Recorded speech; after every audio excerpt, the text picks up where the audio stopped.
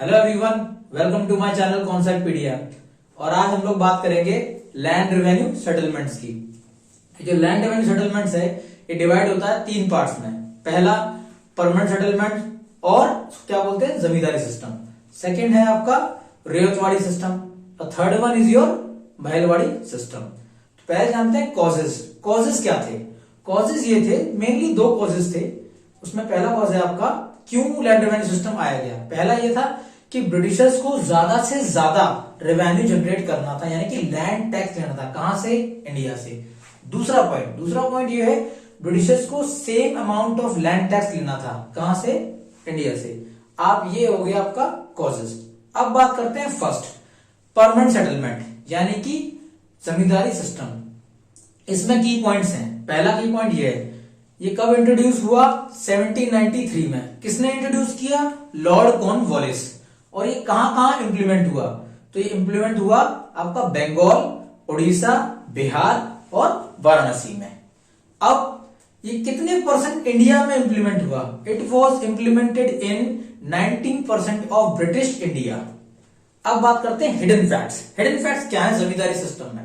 पहला hidden fact आपका ये है कि इसके अंदर जो जमींदार थे वो लॉर्ड कॉर्नवालिस ये चाहते थे कि एक ऐसा सेक्शन हो सोसाइटी का जो किनके लिए लॉयल रहे?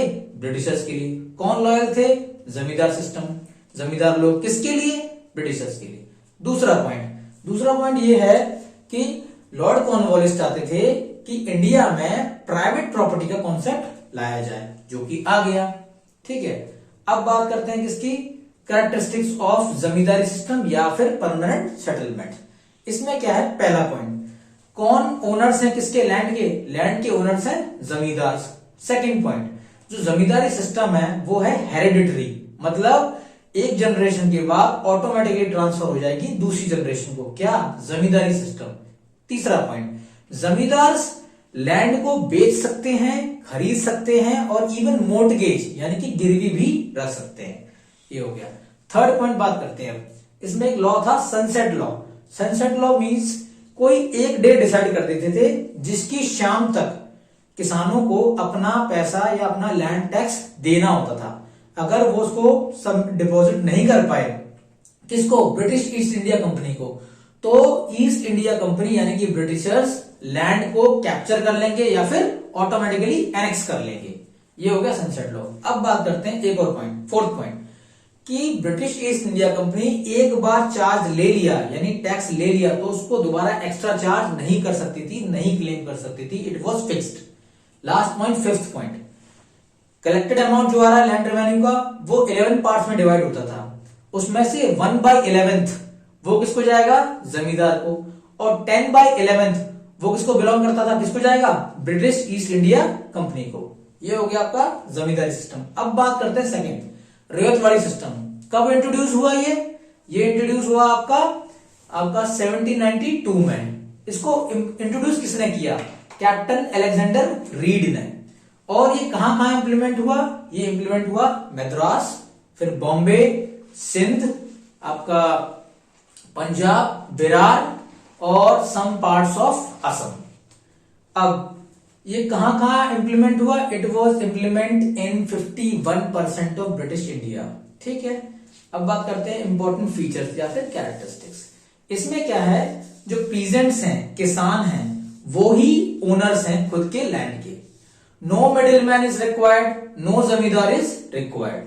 थर्ड पॉइंट, किसान लोग, फार्मर्स लोग डायरेक्टली अप्रोच करेंगे ब्रिटिशर्स को कि वो लोग डायरेक्टली दे सकते हैं किसको? ब्रिटिशर्स को अपना लैंड टैक्स। लास्ट पॉइंट है इसके अंदर, ये हर 20 से 30 साल के बाद क्या होगा? रिवाइज होगा, यानी कि इंक्रीज किया जा सकता है। अब बात करते हैं third, Mahalwari system. Mahalwari system किसने इंट्रोड्यूस किया? हॉल्ट मैकेंजी और रॉबर्ट मर्टिन्स बर्ड ने। कब? 1822 में। ये कहां कहां इंप्लीमेंट हुआ? पंजाब, हरियाणा, वेस्टर्न यूपी और आपका लास्ट आता है मध्य प्रदेश। अच्छा, इसमें एक कंडीशन है, ये कितने पार्ट में इंट्रोड्यूस हुआ? It was implemented in 30% of British India. अब इसके अंदर कंडीशन क्या है? की फीचर्स ये है कि first point, group of villages, बहुत सारे विलेज को लेकर के एक जगह एक ग्रुप बना दिया, उसको बोलते थे महल। सेकेंड पॉइंट, किसी एक पर्सन को डिक्लेयर कर दिया रिप्रेजेंटेटिव यानी कि मुखिया, वो सारे ग्रुप ऑफ विलेजेस से लैंड टैक्स लेगा और किसको हैंड ओवर कर देगा, ब्रिटिश ईस्ट इंडिया कंपनी को। अगर थर्ड पॉइंट, किसी विलेज के पास लैंड टैक्स कम है तो क्या होगा, दूसरे विलेज से लेकर के उसको बराबर इक्वल कर देंगे। तो ये होता। और इसमें लास्ट पॉइंट ये है कि महलवाड़ी सिस्टम में भी 20 से 30 साल के बाद लैंड टैक्स बढ़ाया जा सकता है।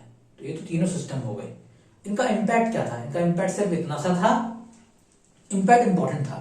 पहला इम्पैक्ट ये था, ये लैंड रेवेन्यू सिस्टम आने से जो पीजेंट्स है, फार्मर्स है, उनकी कंडीशन बद से बदतर हो गई, यानी कि इनका बहुत ज्यादा एक्सप्लॉयटेशन हुआ। दूसरा पॉइंट, जितने ज्यादा जमींदार होंगे, जितने ज्यादा मिडिलमैन होंगे, उतना ज्यादा लैंड टैक्स वो किससे लेंगे, फार्मर से लेंगे, और उतना ही ज्यादा फार्मर्स का एक्सप्लॉयटेशन होगा।